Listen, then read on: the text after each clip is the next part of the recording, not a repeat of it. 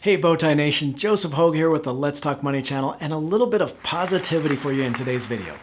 Nation, 2020 has been a dividend investor's nightmare. The economic fallout has meant 773 dividend stocks have cut or suspended their payouts, with 63 in the S&P 500 index of those large cap companies. It's the most since 2009, and more dividend cuts are expected throughout the rest of the year. Now, if that doesn't sound very positive, today I'm highlighting 5 stocks that could be about to reverse those dividend cuts, increase their dividend payments, and put more money in your pocket. And I was actually planning on including some dividend stocks already increasing their payments, the ones with that consistent history of higher yields, but I'm going to save that one for a later video and instead focus here on the best opportunities in those dividend-paying companies. Because that's what these are really all about. Dividend investors love their payments, and cutting the dividends has meant that these stocks have been slammed hard on the news. The 5 I'm going to highlight today, though, have strong financial positions, good business models, and that's going to allow them to increase their dividend once again, and that could rocket the share prices higher. We're going to get started here, but I got to send a shout out to all you out there in the Bowtie Nation. Thank you for taking a part of your day to be here. If you're not part of that community yet, just click that little red subscribe button. It's free and you'll never miss an episode. So besides highlighting those 5 dividend stocks ready to boost their payout, I'm also going to show you what to look for that dividend safety. I'll show you exactly what I'm looking for in the financial statements to give me that confidence that these dividend payers will return. Nation, this pandemic has hit every sector of the economy. More than 770 dividend cuts means companies in every industry have pulled back, not just that energy and tourism related stocks. If you know what to look for, though, you see a lot of these have just been management being overly cautious with cash flow. You get a circling of the wagons at these companies to protect that cash flow just in case things get any worse, but the company isn't in any real danger. That's where I want to look, at these companies that are just being cautious with their cash flow, with strong financials and businesses that can support a higher dividend yield. A great example of this is Capital One Financial, ticker COF, and really a lot of the banks could fall into this category. Capital One cut its dividend in August to just 10 cents a share from 40 cents per share it had been paying in every quarter since 2015. Shares of the $32 billion financial powerhouse have slid 32% this year, with a big hit in June when the Federal Reserve released its results from the most recent stress test on the banks. This is where the Fed takes a worst-case scenario look at the banks and then makes those regulations on how much can be paid out as dividends and how much cash needs to be held in reserve. What really hit the banks here was that the Fed changed the rules in this new meeting. In it, it said that the banks have to increase the amount of capital buffer against the potential for a recession and have to limit the amount of dividends paid out. It was here that you saw a lot of those banks like Wells Fargo and COF cut their dividends. But this wasn't a financial crisis, and these are still strong banks.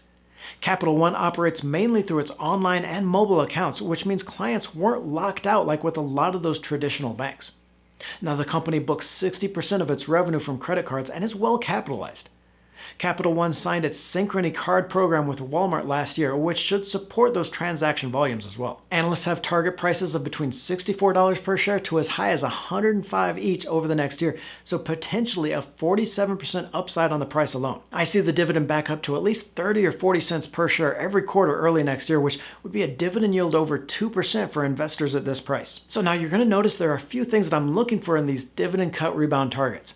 First is I'm going to go to the statement of cash flows. This is the actual cash in and out of a company, and really the most important of the 3 financial statements to watch. In the cash flow statement here, I'm looking for positive cash flow from operations, that the company is bringing in cash even if net income or overall cash flow is negative. And this is an easy one. You just look for this line called total cash from operating activities, usually about a third the way down the statement. I'm also going to be looking for what's called free cash flow, and this is just the cash flow from operations, the CFO, then minus cash spent for capital expenditures or money the company is spending to keep things running. Now, that free cash flow metric, that's a really good measure for the cash available to either invest back into the company or return it to shareholders through a dividend. Last year, and we'll get back to that list of dividend stocks, but I want to look at the operational expenses. That's the cost of running the business each quarter or each year. This is on the income statement, and I'm going to be comparing this number with the cash reserves to make sure that the company has that cash survivability. So then if I go to the balance sheet, now that's one of the 3 financial statements along with the income statement and that statement of cash flows,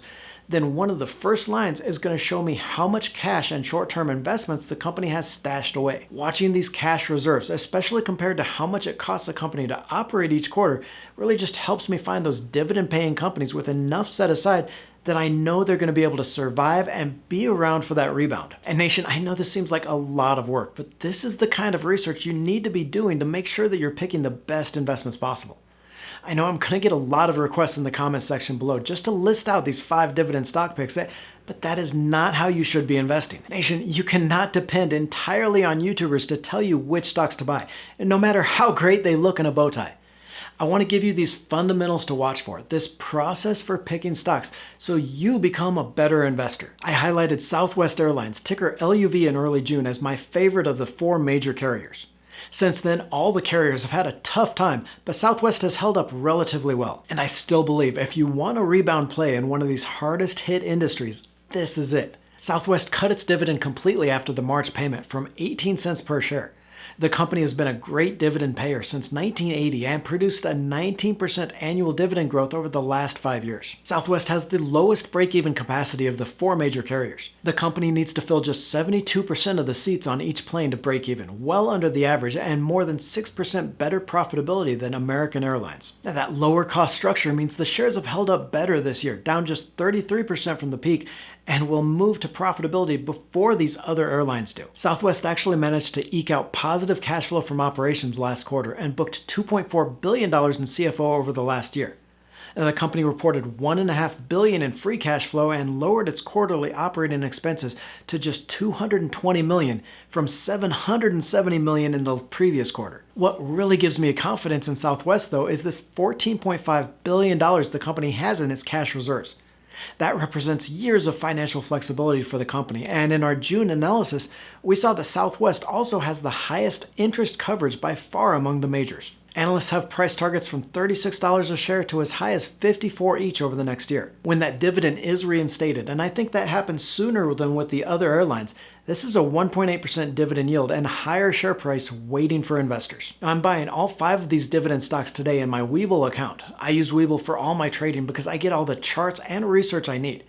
I can see the analyst price targets and use the stock simulator to test strategies before I commit any of my money. Use the link to Webull that I'll leave in the video description below and get a free share of stock worth up to $1,600 when you open an account and make your first deposit. Our next dividend stock here, the world's largest brewer, Anheuser-Busch InBev, ticker BUD. Bud is actually also one of the world's 5 largest consumer products companies, and while beer consumption is still chugging along, its bars and restaurant business has taken a hit. Still though, Anheuser-Busch owns 5 of the top 10 beer brands and 18 brands with retail sales of $1 billion each year.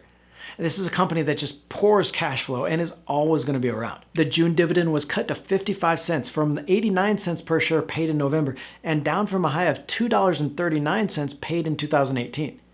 Now, all the alcoholic beverage makers have been hit over the last few years, and I'm not saying you get back to that $4 plus annual dividend anytime soon, but even a bounce back to like 80 cents per share would give you a 3% dividend yield. The company is producing $10 billion in operational cash flow and free cash flow of $5 billion a year, so generating plenty of cash here. It has over $25 billion in cash reserves against annual operating expenses of $15 billion. Analysts have price targets between $59 a share to as high as $89 each over the next year, so even that low target is above the current price on the stock. Next on our dividend list, Invesco Limited, ticker IVZ, the 7th largest asset manager in the United States. Now, Invesco cut its dividend to 15 cents per share after February from 31 cents per share previously. But even after that cut, it's still paying out a 5.8% dividend yield. Now, active asset managers, so those more focused on beating the market with their funds than just that passive indexing, they have had a tough time competing, but Invesco's $1.1 trillion in assets under management gives it that size to survive in this consolidating market. The company closed its acquisition of Oppenheimer funds last year, and the increased scale has really added to profitability and the cross-selling that the company can do. It's still booking a solid retention rate of clients above 75%, and the cash flow should support a higher dividend in a less uncertain economic environment. I think the shares here can run back to $13 or $15 a share, and investors could collect a 12% dividend yield if the payment gets boosted back to its prior level. Next is Rollins, ticker ROL, and a dividend stock that has actually gone up after cutting its payment. Rollins is an $18 billion leader in the pest control services to residential and commercial customers. It cut its dividend in February from 15 cents per share to 12 cents, and then again to 8 cents per share in May, but shares have still managed to jump 64% this year. Cash flow from operations almost doubled in the second quarter and is up 82% from last year. Free cash flow alone is above $300 million a year, and it's actually a little odd that the company cut its dividend. And this is the perfect example of management just being extremely careful, especially with the hotel and food service business where revenue is less certain. The company has $130 million in balance sheet cash against just $390 million in long-term debt and $740 million in annual operating expenses. Now, revenue has continued to grow, up 8.7% a year over the last 3, and this is one of the few growth stocks on the list. Analyst targets don't leave much room for prices, with the top target at $51 a share, but this business is growing so fast that I wouldn't be surprised if those targets are increased soon. Click on the video to the right for the 5 dividend stocks that have increased their payments for 20 consecutive years or more. 5 dividend aristocrats you can buy and hold forever. Don't forget to join the Let's Talk Money community by tapping that subscribe button and clicking the bell notification.